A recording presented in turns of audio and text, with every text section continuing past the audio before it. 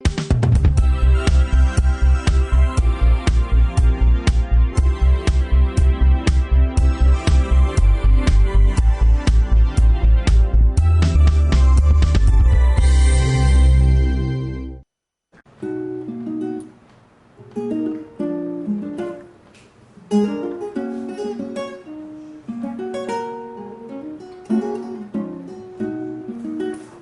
make no mistake, I am not in any recording studio.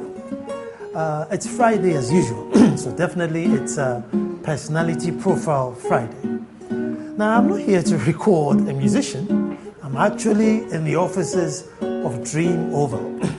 And you look at these young faces and you see the joy on my face that eventually, at last, a glimmer of hope, the sign of things to come, the signature of things that are civilized. This is the new world. And those of you who follow me sometimes, I sound too pessimistic because I don't see hope anywhere. But here I am with these young men. And I'm here to talk to Derrydean Dadzie, who is the CEO of DreamOval. What do?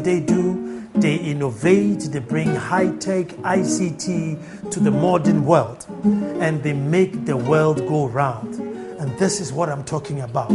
Refreshing, young, innovation, something that brings hope to those of you out there who have probably graduated and are sat at home thinking that this is the end of the world. I have nothing else to do. No. Learn to be an entrepreneur.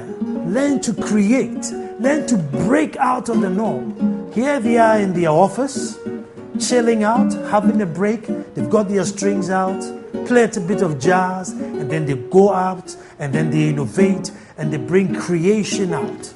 This is the Ghana that I want to belong to. And I can't wait to talk to the CEO of DreamOval, Derrydean Dadzie.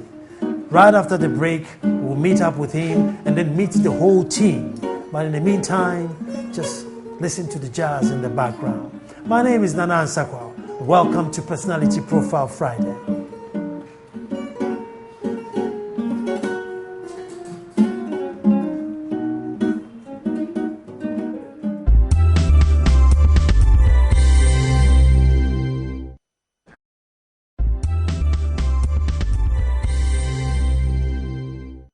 Executive Award of Excellence, Application of Technology, given by Hershey Company, and this was given in 2011. Well, welcome back to the show. Now, as you saw from my intro how excited I was, because this is a little break from the norm. Normally, the people I talk to have been there, they've done that, they are, sometimes even in their retirement or have done a lot in their lives. But this time, and as I always said, that this generation somehow, we have become the talking generation. And I always say that the generation after us will be the doing generation. And finally, I find a doer. Someone who's not that old, but is striving to break all the odds. The CEO of DreamOval, and he says, making life simple. And you know what our generation says? Oh, life is complicated. He says, no, he's going to make life simple. And indeed, I'm in this wonderful office. And snooping around, I found a lot of awards, but this one excited me. I'm here to talk to Derrydean Dadzie, DDD, Triple D. Well, if it's good, it must happen more than once, shouldn't it? So I'll meet Darren, and we're just going to have a conversation about how he began, how he dreamt, how his team worked together as a people. He's going to tell me everything, and I'm sure you want to know. But you know something? I want you to get all your awards, your children to sit behind the TV and be inspired, because that's one thing that's going to come out of this interview. Inspiration. The ability to break away from the norm. So I'm going to go and talk to Darren, and this must be exciting. Darren. Yeah, hi. Darren, my excitement, you don't have any idea. Because I have spoken, to people, I've spoken to achievers, and they normally are much older than you. And, we run a country where most people your age, they join unemployed graduate association, or, they are peddling something by the roadside. I couldn't do this. The system is not helping me. But here you are, and I'm in your office. And this is the first thing I saw. I want us to start from here. We'll touch a bit of some of your awards, and then I just want to find out how this whole system works. I like the casual atmosphere. I like the sense of positiveness, in ICT, the state of things to come, the signature of all things civilized, ICT. Hershey's, I know that Hershey's is one of the biggest chocolate factories in North America. And here they are giving you an award, in your little office, doing your own thing, giving you an award. What did you do? Because I don't see the correlation between you and them. So what did you do together? We worked on a social impact project called CocoaLink. And what CocoaLink was about was using mobile technology to enable rural farmers improve their productivity. How? So, we have extension services. And, sure. And we have several thousands of extension services who normally go to the cocoa farms and talk to the farmers and help them in their cocoa farming and cocoa production. What we also realized was that even though there's a lot being done in that sector, especially in the cocoa sector, because cocoa is one of our main traditional exports, there was not much productivity in the cocoa fields. If you compare a size of a farm in an acre of a cocoa farm in Ghana to that of Malaysia, you realize that we will have less productivity on 1 acre compared to what Malaysia will have on 1 acre. Well, is it because we didn't have enough mobile phones on our farms? It's knowledge. Okay. So what would a cocoa farmer do? Text to say, look, I planted my seedlings, where do I water it? That's one part of the project. The other part of the project is being able to communicate to the cocoa farmers in their own languages via the mobile phone. Because I realized that all the cocoa farmers had mobile phones. Either they couldn't use it, their children could use it. And cocoa farming is done by households. So what happened was that we have what we call the cocoa calendar, and we have also certain kinds of information that the cocoa farmers need to know, even especially on child labor, on HIV, on when to spray, what not to do. Because, for example, if you have a cocoa farm and you're using children to do your farming, your cocoa pots or your cocoa seeds will not be bought. And if these cocoa farmers don't know this, there's a likelihood that you're going to use children to do it, which will breach all child labor laws internationally, and that means that Ghanaian cocoa farmers will not get their cocoa being bought. So what do? You set up like a text message and then you blast all cocoa farmers at one time, or how do you come in? So we provide the technology for the Ghana Cocoa Board, the World Education, and the World Cocoa Foundation to enable those stakeholders register all cocoa farmers within the catchment area that the project is targeting, and then also being able to send them periodic messages, weekly messages on what they should do. And this will go to only cocoa farmers? Yeah, because they are the ones, they are the target, they are the ones registered. And everything is done using the mobile phone. So you go to, for example, an area like State Review also, and they go there. We have agents on the ground who take their phones. We have a mobile application that you can use to register the cocoa farm. So you take their name, you take the size of the farm, you take the size of the family, you take other details using the phone. You can even take a picture, and then all the information is put on the database of CocoaLink. So we can actually see the number of cocoa farmers that are there in that area. We can know the size of the cocoa farms collectively. We can even determine the potential production per farm and what we should expect in that community. So, and that after the registration is done, they tell us which languages they want to receive the information in, whether they want it in Cree or they want it in English. We also do voice messaging as well. So that is about the project. And when also they have issues, for example, they see something unusual about their farm, they have also the means to be able to text to the platform and say that, okay, I have seen this, and what does that mean? And then people at the Cocoa Research Institute will look at it and then respond to them. They can take pictures and transmit it onto the platform. You know, so that's what CocoaLink is about. And we have like 30,000 farmers already on the platform. And this idea is DreamOval's. This idea is, or the program was drawn by. It was drawn by World Education Ghana in collaboration with DreamOval, and then World Cocoa Foundation, and then the Hershey Company are the sponsors. Oh, what can I say? Congratulations. Thank you very much. But I'm just going to be inquisitive. I need you to walk me around, and then tell me what everybody does in this office, and how it works and what it works.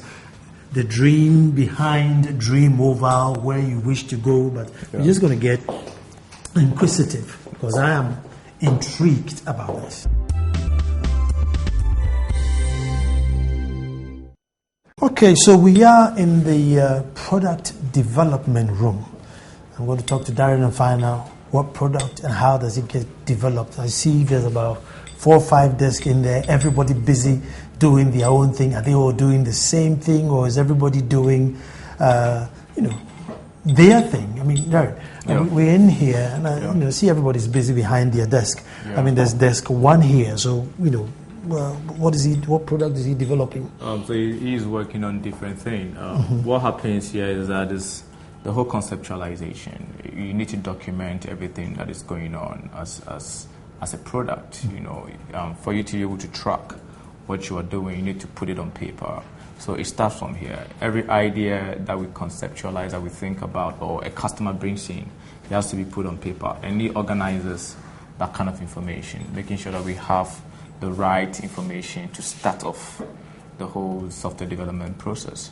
So I come to you and I say that I want a switch in my house that if my kids are being naughty, it rings on my mobile phone or something. He writes what I said down. Yeah.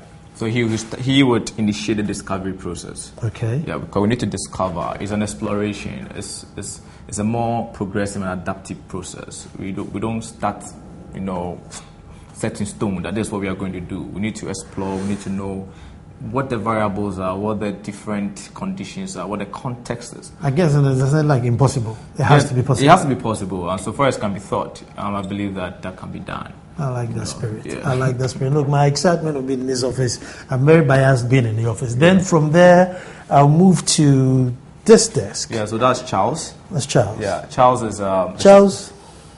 He's responsible for product support, and he also responsible for user experience, the total experience of the user, the 360 experience, which includes making sure that when the user is having challenges, somebody speaks to him, or somebody has, there's a means for that person to communicate to us. You need to tone this down, man. Yeah. We're all in the ICT. So I come here, right? Now, what I want, right, is a camera in my living room. Yeah.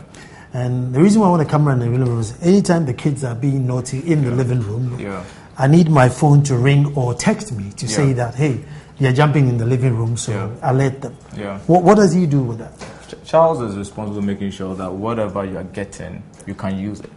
Okay, so like a user manual. Yeah, user manual is just a minute part of the whole process, but the total experience, the interaction, the interaction. If you press A, how does A communicate to you? How does A evolve for you to appreciate and understand what is going on? Is it going to be red or blue? What does red signify? Does red signify the children are in danger red? The children are not in danger blue. The children are being naughty green.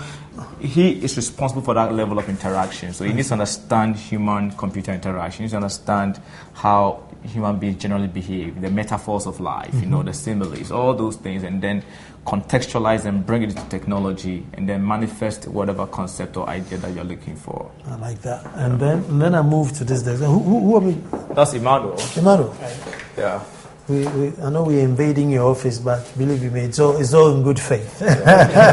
What does Emmanuel do? He lets us track all our product, in terms of the various versions of the product. For example, when we develop a product, we need to know what the product is able to do. My smart babysitting camera. Yeah. You need to know what that smart babysitting camera is able to do. So when the product is done, he has to tell us what the product does.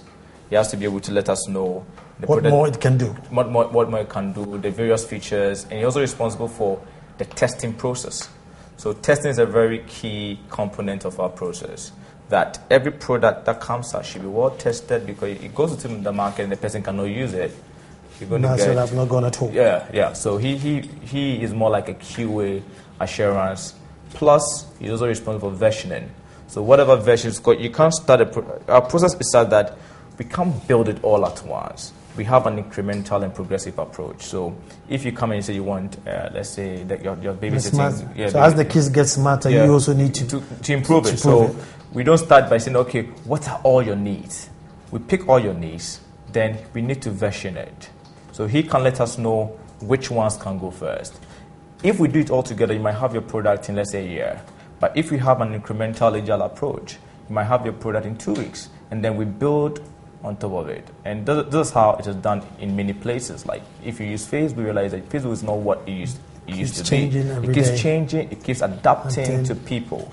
Because we believe that every day when somebody uses our platform or our service, there's some kind of new discovery, new exploration, new addition, and we take some out and then we add some on. So he's responsible for the entire product roadmap. I see a lovely lady sitting there. We're going to go there. But before I go, let's let people know why I'm still holding on to this matter, because I love people who do corporate social responsibility. I think that, if you can give to society in one way or the other, just do it. It's not everything that's done for money. That's why I keep holding this, and I think congratulations. But aside this, what else would DreamOval do? I mean, for corporate social responsibility, different things.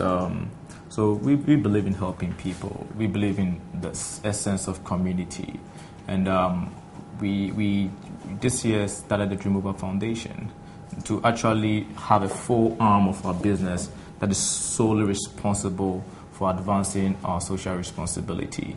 And one of the projects that we work on is called I Teach, and the whole concept I Teach. The whole concept of I Teach is to train teachers in rural areas, in deprived areas, in areas where they have less access to the goodies of the profession, on how to use ICT to improve their teaching. Because we are not teachers, but we know that with giving them the requisite tools and the requisite skill set to able to research and understand, they can now go ahead and learn on their own and then improve. So ICT is one mechanism that we use to advance a teacher's knowledge in ICT, so that he or herself go out there, do the exploration and teach them.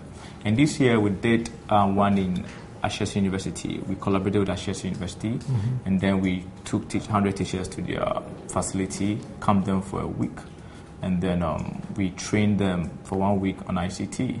And the good thing about this year was that after the whole program, we are building an ICT center for one of the teachers in one of the rural areas in Ghana, and we're working with different partners, including MTN Foundation, and our key stakeholder or our collaborator is the Ghana National Association of Teachers. So these are some of the things that we do. We give them phones, we give them laptops. This year we give them Samsung phones, we give some laptops, we give some pen drives, because they need to be equipped. Fantastic. I know why I'm excited, because Akumwe Dumasa, here we come, I'm bringing ICT teachers to Akumwe Dumasa. We'll talk about that later, but let's move to this desk. Now, what intrigues me about this desk, I go week 1, I go week 2, week 3, and I've got little posters, and I want to be inquisitive, if I may find out, and if I can read. It says, as an iWallet user, I want to transfer money from my iWallet account to my Fidelity Bank account, so that I can have access to cash for offline transactions. Now who's this lovely lady? Asidra. You want to do the explanation? It sounds as if somebody's talking to himself or somebody's talking to herself. What does it mean? Money transfer from iWallet to personal account. Okay, so a user story basically is, they're just statements that explain what a user would want a system to do, features of a system basically. Okay. So we kind of put ourselves in the position of a user and then brainstorm about the features that they might need in the system we are developing, and that's how we come about with the user story. It sounds like normal, doesn't it? That's what I would think. I want to do this. So that's what you think, like, you were me, what I would want, and then find a solution to it. Yes. Yeah, DreamOval. The simple things in life actually are free. DreamOval. Yeah. I like brainstorming. So what do you do? Like meet in the mornings and then? Yeah, we do a lot of meetings. Our environment is very collaborative, and collaboration means a lot of conversations. So we are always having a conversation. The user story is one aspect of the conversation. Our morning meetings is one aspect of the conversation. There's so many things that we do to create a conversation, including what we call thinking like God sessions, where we come together as a team and then we pick up a concept. I've forgotten the last. Actually, you remember the last concept that we treated on thinking like God? Stimuli. Yes. Yeah. So we'll find out something like, why did God create a concept of stimulus, and then we deliberate on that. People bring on different ideas, and then we figure out how can we transfer that kind of, intuitive behavior of God also into our product. How can we create a stimulus factor in our product? So this is one thing that we do to create, that kind of conversation that consistently creates knowledge. We have what we call DreamOval Tech Transfer Series, where we do it once a month, where we pick up anybody, including our own team members. What they have to do is that they pick up a concept in life or in industry.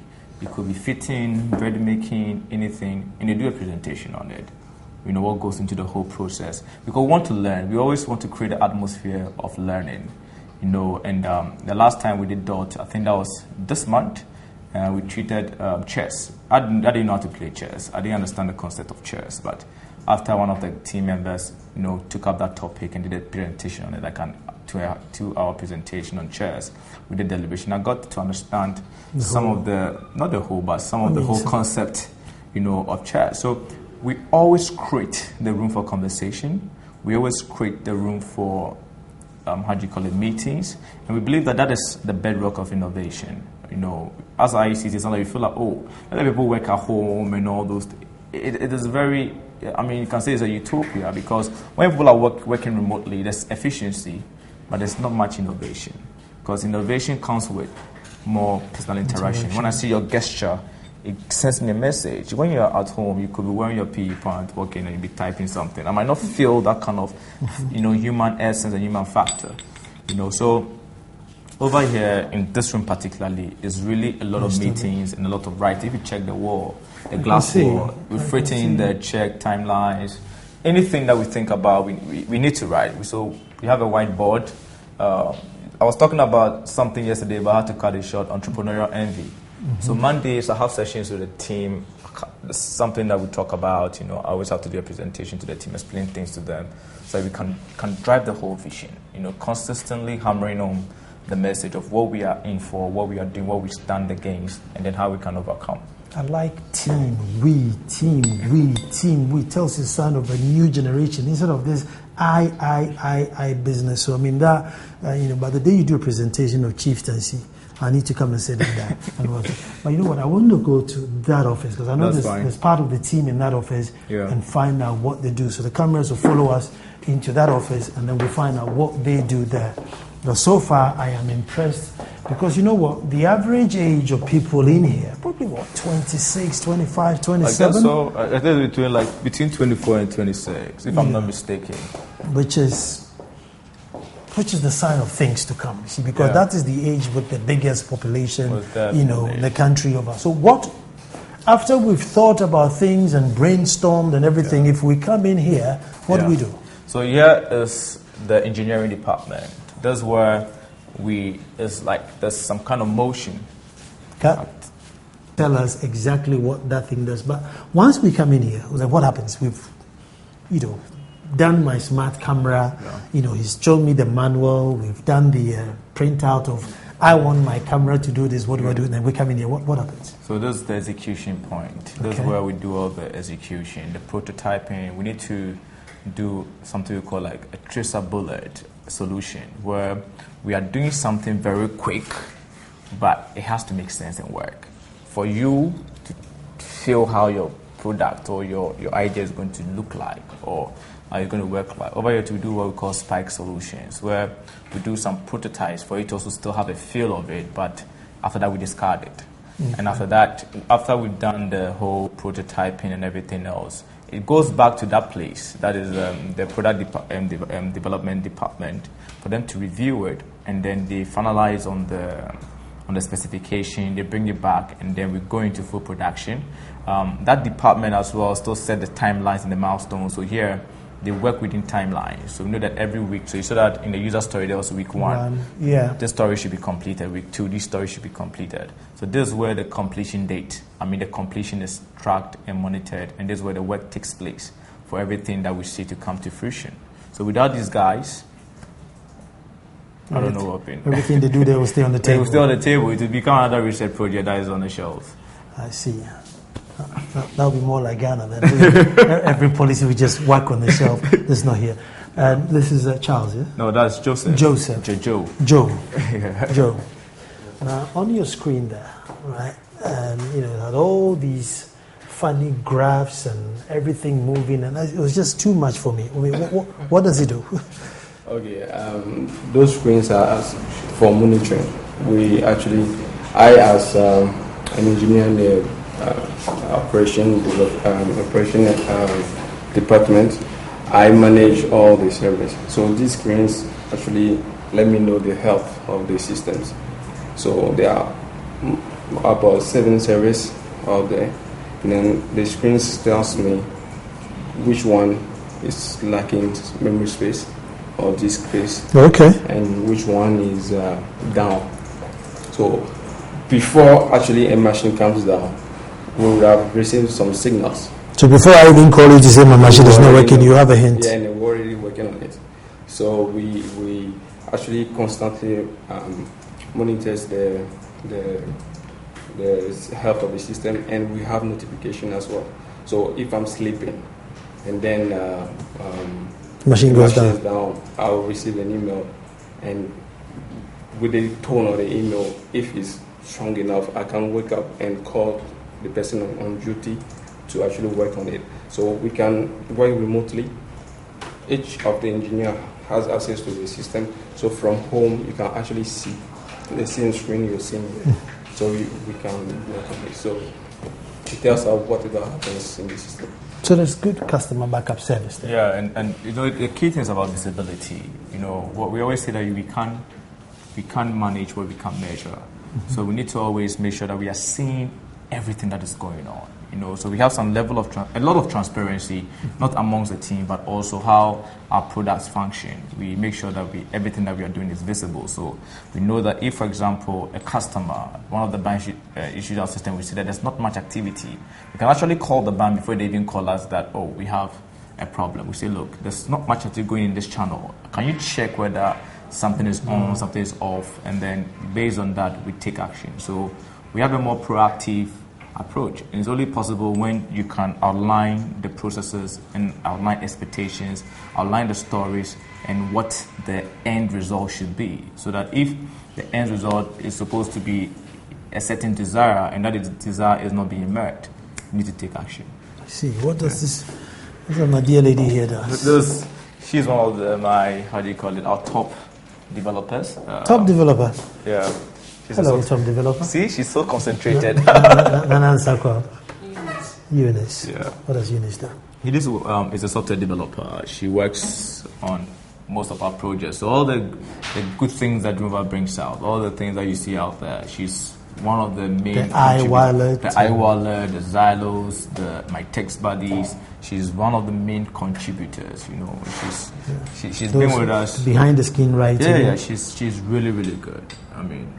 Top notch. Did you hear me? My smart video camera to babysit my children. Are you thinking about it? Yeah. So that when they are jumping about, you can bleep me and say, hey, they're fidgeting. Yeah, she can do that. She actually does well with mobile applications. Okay. She's built a couple of Android applications that are functional on the Google Play Store that people are downloading. So it's not like we are just giving her some kind of oratory certification, but she has the doing to show for it. I like that. Yeah. Doing. The word today is doing. Yeah, we've done all the talking, as I said in the beginning, that these guys are doing. Oh, that's brilliant. That is brilliant. So what else is DreamOval coming up with that's going to hit the market? Every day we are doing different things. Some of the things we want to keep on our chest and then release them when it's available. But we just released our ticketing platform. Hold on. Yeah. We're going to take a quick break. And when we come back, we're going to talk about ticketing platform. And I'm going to delve into this guy. I mean, has he got a girlfriend? Does he got time for his girlfriend? You know, are the girls going to leave him alone? And he's getting grey. Is it because there's too much work? We're coming straight back. Stay tuned.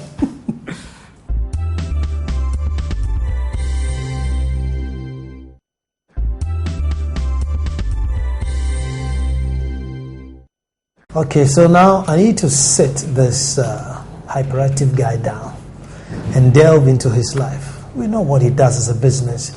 I am proud, and I'm sure you are also proud. And as I told you in the beginning, get your wards to sit down and watch it because it's inspiring. You know, something that gives you hope to know that it's all not an end. Because we always sit down and say the economy is bad, the platform is not there. So where did he find this platform within the same economy that we all live in? It means there's a window out there that we should all explore. Now, something stuck on the floor here, and it says there's a revolution coming. And are you ready? You look on the wall, and it says use technology to make life simple.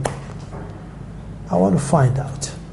You know, there's revolution coming, and are you ready? You know, because sometimes you look out there, and guys your age, as young as that, have lost hope. They don't see, you know, which is going to be the way forward. We're all looking for some big company to open, nice company car, a desk, you know, and then you get to work. So why didn't you wait for that opportunity? You know, what inspired you to say, you know what, I don't have time for all this. I'm just going on my own. And obviously you're doing well. I believe that it has to do with more a quest for change and a thinking that there's always an opportunity to do better, to go the extra mile. You know, if you have that kind of opinion or if you have that kind of mindset, then you're always looking out for opportunities. You know, but if you're stuck within the social indoctrination or what you've been taught, you know, and you're unable to unlearn or willing to learn new things, and then I believe that you always be stuck to the status quo. So I think that my personality is that I'm not a status quo person. Maybe in another word, I don't know whether that word is right though, but maverick. You know, trying to go beyond what everybody else knows, asking a lot of questions, trying to engage a lot of people, trying to build relationships. But is there more room in the market for your industry? Is there more room in the market? I believe so. I believe that opportunities are countless, but it's your ability to look through the system and figure out what exactly I can do to augment or to complement what already exists. You know, there's this tendency to do copy and paste, to see that somebody is doing something, you think the person is making money, and you hurriedly put something up together, you know, and come to the market. Because one thing about our market is that innovation has become cheaper by the day. So if, for example, you produce a nice software, within the next 1 week, somebody else can do the same thing. Is back in the day, to innovate, you need huge investment. But now somebody can put up, you know, IBM's and the Microsoft have done a lot to make things simple. Back in their day, you needed a mainframe which could fill up the whole room. But now you need, with even a phone, you can actually do something that could be used by other people that could create. Darren, Clinton said that if he weren't born in America and he was born somewhere else, he couldn't have achieved what he did. Meaning that even though you have a talent, you still need a society that believes in that talent and sort of nurtures it. Yeah. Now, we live in a society that maybe does not nurture talent as much. Yeah. I don't know if you got it from a chassis, I don't know if you got it from your parents or the area you grew up, but where did you get that fertile ground to grow your talent that much? Where did I get it? Okay, so I was born in Takoradi. Okay. You know, and I lived in an area where we had a lot of people who would travel or stow away. Mm-hmm. You know, and I used my era was the era of the cement. You know, where People would travel, go use the ship, they travel, they come back, they work in a certain way, you know. And I came to Teshi, so, and grew up in Teshi as well. So it must be something by the coast. I think it's something to do with the coast. You know, so I don't know where, I'll say maybe the talent is that innate desire is from God. That's what I would say, first of all. And then I think the other thing is my socialization and the kind of people I interacted with along the way. You know, growing up, I didn't have the how do you call it, the physique and all the other embellishment of a dadaba or of a nice guy or something like that. Big-headed guy, let me see, normal guy, not from a rich family, no father, you know, just a mother, you know, so but I always wanted to stand out. Did she push you? That's an understatement. You know, my mom, you know, people will become, let's say, first in class and will buy them a bicycle or they'll buy them something. Being first in class is nothing. And so what? Get on with it. I mean, yeah, it's part of the process, you know. So that's the kind of background that I had, and I grew up amongst women.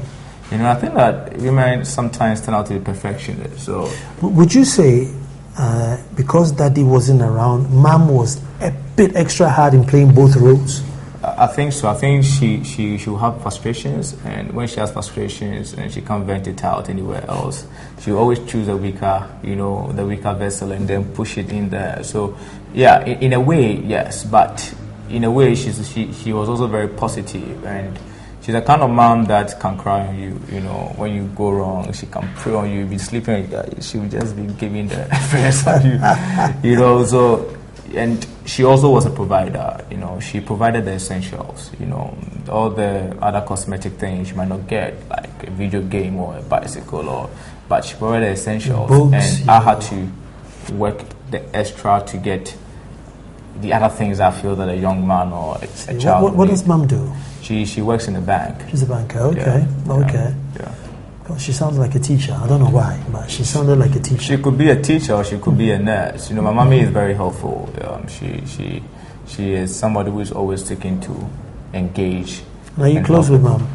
I'm close with her, but you know, if you grow up in an environment that is, our relationship is more like a very mature relationship. Okay. It's not very sentimental. You know, it's more mature because growing up, she was more correctional. She was always trying to give you the advice. It's not like let's go for a picnic or let's go for a beach or, you know, that kind of modern thing that you see around. It's more trying to ensure that probably she wanted to be sure that the job that was given to her by whoever might have neglected her when I was born was not done in vain, and she wanted to do a good job so when they saw me in the future. She did a good job. Yeah. I want to go to Ashasi University and find out what was the turning point to say, you know what, I just need to set up on my own, and this is the direction I'm going. What was the turning point? I think it's really after high school. I knew within me that I had the potential. I knew within me that given the right environment, the right people, I could have done better. I think that after completing high school, I felt that, wow, I could have actually done a lot more, you know, with myself in high school. And I realized that I could do the course that I did, but I didn't pay much attention because the structures weren't there to support me. The kind of personality I had, I'm not that kind of personality that can sit there and learn all night and try and get an A or something like that. I always want to be up and doing. I want to let young people create stuff. I want people to be able to say that, look, I have talent, let's utilize it, right? So after completing high school and feeling that I've wasted my time, you know, what high school? I went to the Gardens College, which I believe is one of the best that you find, because that school also created some kind of free environment because there were no walls at the time, you know. So you being in an environment where they say don't go out, but there was nothing to stop you from going out, in itself creating you some kind of discipline and some sense of awareness and how to be more calculated in your ways. So after coming out of high school and feeling that, look, I was actually alone. Nobody came to pick me up from the school. People's parents came with, you know, pickups, and they came to pick up their kids, and I had to find my way, you know, even money to get home, you know, it was kind of some ways, you know, really taught me a lesson. I realized I got no one, and that was it. That for me gave me that view that, you know what, whenever I have the next chance to get to any other institutions, I'm going to really put up my best. I'm going to really stand out, because from primary school or from nursery, I've always stood out in terms of extracurricular activity, or in terms of my drive or my sense of initiative. So I wanted to, reenact that aspect of my life. And when I had a chance to go to Ashesi and I saw all the infrastructure and what the vision was and the kind of things that Dr. Patrick wanted to do, I thought that was the right environment for me, and that for me was a spark, because over there it wasn't there was structure, but there was some kind of liberal awareness where you know that there's some level of freedom for you to do the things that you want to do, for really practicalize what you have thought. And that kind of conversations and interaction I had with the community, from the lecturers to the rest of the students, for me was a springboard, for bringing me to this level, because all the core team of DreamOval started from Ashesi, and then we had other people from KNUST, from other countries, and from Legon and other How old is DreamOval? It started in 2007, so if my math is right, 2013 minus 2007, that is like 6 years. 6 years, yeah. And you've done a lot. Yeah, we're trying our As best. a senior award cabinet, even though I picked this up because it was, based on corporate social responsibility, which I think I like. But I've seen award from Springboard, and obviously the Okran and Okrans are, my friends, if I may say. Yeah. So, what was the award for? It was in recognition of our support to the Springboard project. So we believe in, like I said, knowledge creation, knowledge sharing, and how knowledge can be utilized. And at any point in time, we try to support event activities, ideas. And you've spoken on the Springboard show. I've been on the Springboard, I think in 2010 and 2011. I need to check my timelines again. I was at WA, and then I was at Tamale. And for me, those experiences were also life-defining, because when you're in Accra, you see what you see. But if you want to see beyond your reality, then you need to move to other part of Ghana. And those were my first times of going to Tamale. The whole Ghana is not Accra. Not at all. What you haven't told me is some of DreamOval's, things, innovations. What is your latest innovation? What have you? We have a new service called Xylo, which is a cloud ticketing platform. When I say cloud, that means that it enables you to sell or buy ticket anywhere, anytime, anyhow, using the mobile phone or on the internet. And we recently, that was just on the 18th. Roverman was not Roverman. It was Heartbeat Music, Touching God's Heart. There was a show at the National Theatre this on the 18th of August, and anybody who attended can attest to how entering and ticket purchasing was a breeze. I log on. Yeah, you log on, you see all events that are happening from in different category talk shows. So I'll need iWallet to. Yeah, you need iWallet, but iWallet also supports all the existing payment channels, cash, MTN, how do you call it, Airtel.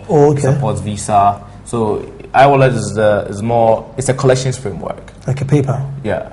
It's like a PayPal, but it's more for collections, and it is done to suit our context. It is both cashless and cash light. And that's another topic on this, where we want to talk about cashless society and the cashless society. But so you log on, you buy your ticket, and then turn up. So when you turn up, the ticket is sent to you via SMS or via email. So when you turn up, you can, if you have the email on your phone, so some of them turned up with their phones. All they did was they just showed their phone, there's an email, there's a QR code on it, and then we use our mobile device to scan the ticket on their phones, and then they enter.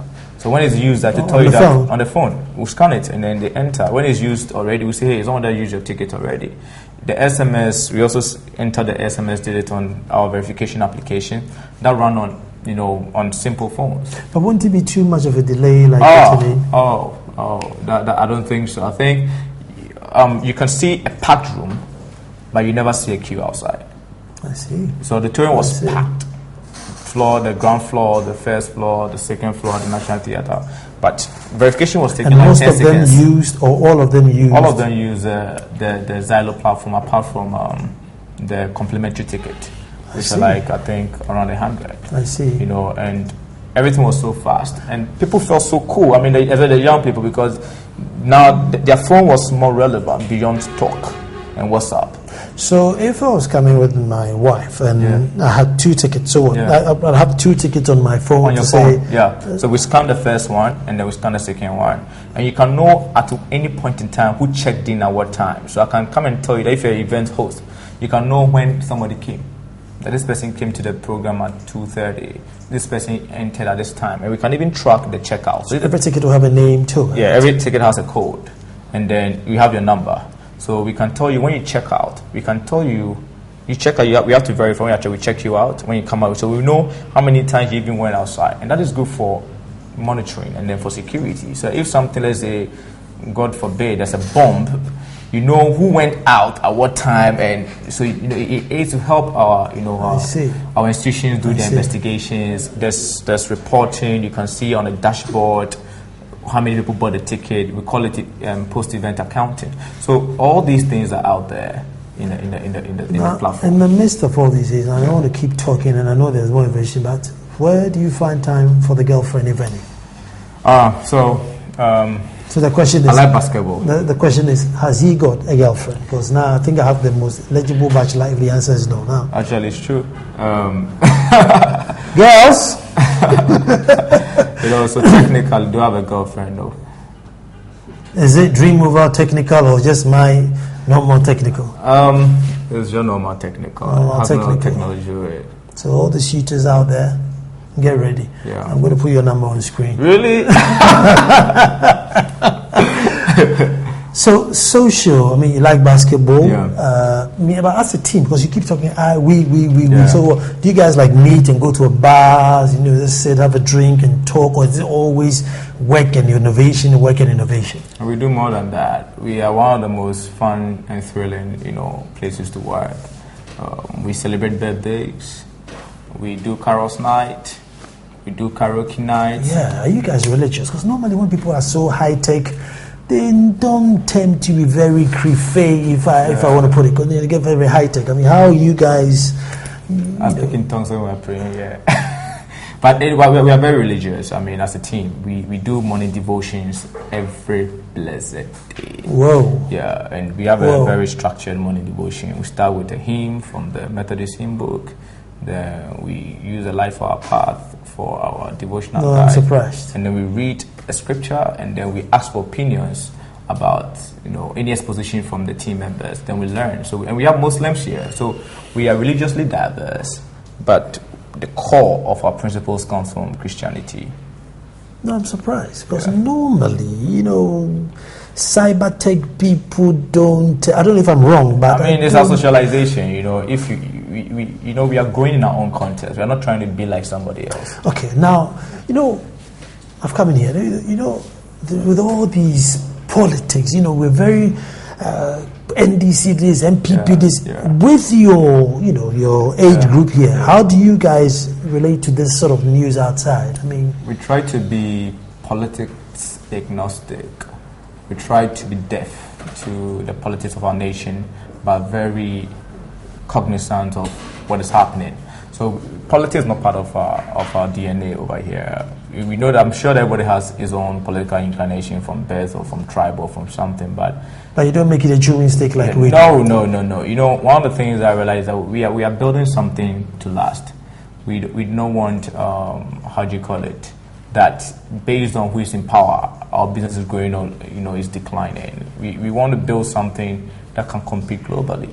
So to be able to do that, you need to look beyond the political lenses, and that's what, as a team, we've been able to build from our foundation to this stage. I mean, there are folks your age out there who sometimes get consumed into, this MPP and DC because we have done it so much that they don't even see the difference. I mean, how do you, when you get a chance to speak to them, how do you let them know that, look, that's not the end of the world and that there's more to life than this sort of politicking of everything. Yeah, I do that. Sometimes when I see some of the posts on Facebook, especially from my contemporaries, I send them direct messages and say, I know what. I know that this is what you've been trained to do, but what you said or what you did is not.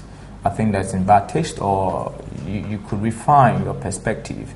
You know, I think that there's so much psychophancy and there's so much bootlicking amongst the young, because politics is more or less a sure way of getting some quick cash, you know, because you can go and say something nasty about somebody and then you get a car for it, or you can go and show somebody and then somebody will give you a post, you know, and that is the Ghana that I'm seeing. And for me, it saddens me. I feel that the young can be equipped and can be mentally set, you know, to do something more than. Coming from me, it might not mean anything, but you've done it. You were young, you set up your business, coming up with ideas, and it's not only Ghana but global. Yeah. So, you know, what do you tell guys coming out of university, guys joining unemployed graduate association, and, you know, literally cannot see any way forward?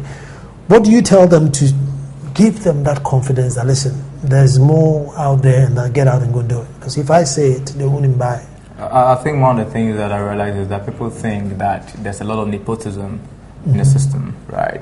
But I believe they should see the positive side of I see it as relationships. I believe that any business can thrive on positive relationships. So instead of them shying away from trying to know people just because they have this perception of nepotism and other things, they should spend their time whilst they're at it, building the kind of relationships that would, you know, progress them, that would help them progress. Before we end, I want to know where DreamOval is going from here, and then about, is it the DreamOval school or the DreamOval? The Dreamville. The Dreamville. Yeah. Yeah. Sum me up for me before I go, because I need to get everything out of you before I leave here. Yeah. So we are definitely going global, and we have plans for our continent and the world. You know, we are putting up a campus called Dreamville that is going to kind of be a conclave of people with ideas, of people with technical skills, of the brightest mind in our part of the world. I've got land though. I have land. That's fine, we can come there, actually, because we're looking to do something that goes beyond the mental scope of a lot of us, you know, and we're going to do something that is done for us, by young people, I'm looking at a company where the architect who does Dreamville is not. Actually, the person who designed it is a Ghanaian. Good. The builder should be a Ghanaian, not because we are. And the pictures will be flashing on screen, so you can see the scope of what we are talking about. You know, whoever is involved should be somebody who is connected to the African dream. You know, we believe that we have the capability. We believe that we can compete globally with our own set of skills, and that's what we are doing. We are trying to bring together the best brains in one environment, because Dreamville has room for interns from the universities, so we're going to collaborate with all the various universities to get people who can come in, which we still do as a business. You know, in like every semester, take like let's say 200 interns in, let them go into the whole working process for them to learn, and then they can go and improve wherever they go. What was the time scope? Dreamville could take us like 10 years. It's not too far. Yeah, it's not too far. 10 years is not too far. It could take us like 10 years. Size. Because the funding will be coming from within. You know, we don't believe in aid. Before Dreamville, is the next big thing the Dreamville, or in between this, we have to expect something? In between there's, we believe that even in Dreamville we're going to do it in spaces. Because if we want to build, then we need to start from somewhere. In between this, we're going to be improving on what we're already doing. We're going to we'll be reaching out to a lot of people, you know, hitting hard on our social impact project like I Teach, trying to build a community and ecosystem of technology users with some kind of ethics, with some kind of essence, you know. So that's what we'll be doing. So from now to over here, we'll be focusing on how do we get to Dreamville. We believe that is very, very important to the, how do you call it, being able to realize the dream that we set out to do, to make life simple for Derrydean Dadzie. Derrydean Dadzie. Derrydean. Yeah. Derrydean Dadzie, a doer, a young achiever, and he's done it. I am so proud of him. I am so glad I am here. It's a living testimony. to tell us that at least there's hope, because as you know, I'm not the most pessimistic person you can ever listen to, but this guy is giving me some optimism today. And thank you so much. And hopefully we'll come in here one day, when we move up, DreamView goes up next step, to come and find out what's in it. Thanks for watching. This was Personality Profile in Style.